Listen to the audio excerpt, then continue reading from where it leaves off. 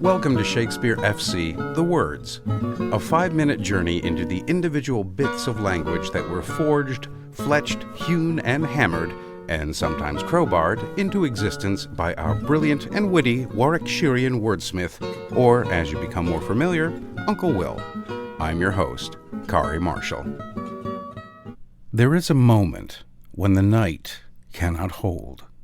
Not an explosion of light, but a quiet surrender, a thinning of shadow, the matin hour in the words of Hamlet's ghost, a soft insistence that something is about to be revealed.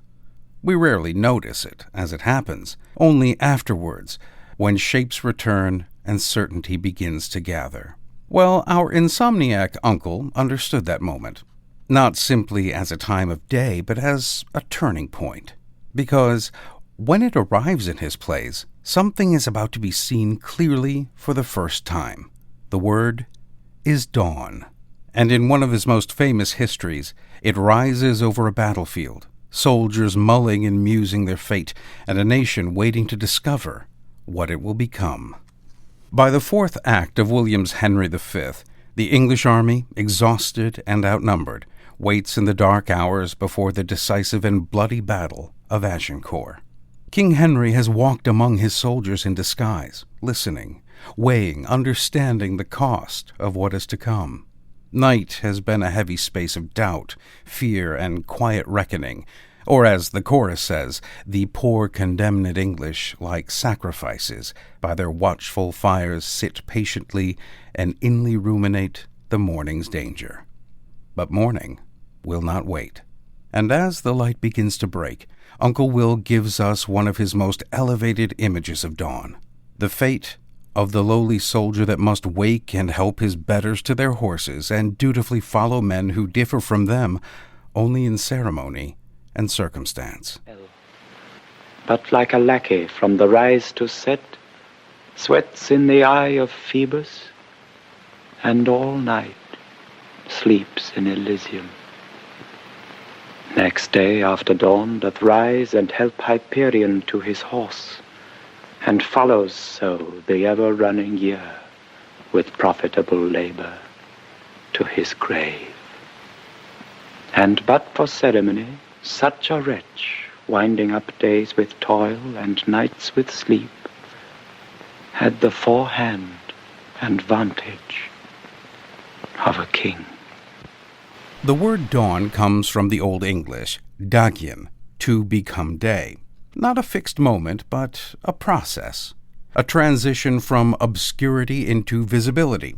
And William uses it precisely that way. In Henry V, dawn does not simply illuminate the battlefield, it ushers in its consequence.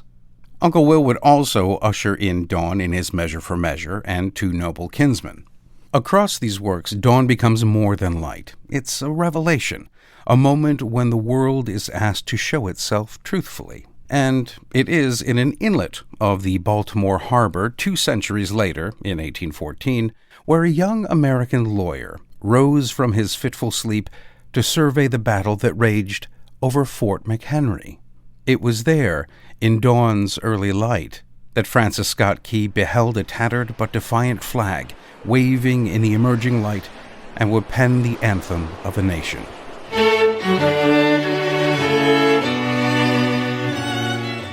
As William understood and Key would attest, with night comes doubt, with dawn comes hope. It's a new dawn, it's a new day, it's a new life for me, yeah, it's a new dawn, it's a new day, it's a new life for me, and I'm feeling good.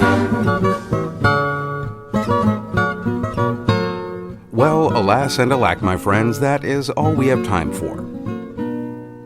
Join us again next time for another hopefully informative journey into the mind of Uncle William. I'm Kari Marshall. Farewell until next time. Shakespeare Full Circle is a production of WGTE Public Media and is sponsored in part by the generous support of the Cowie Family Charitable Trust and Michelle and Kelvin McElwain. All previous episodes are available at wgte.org/SFC and wherever you get your podcasts.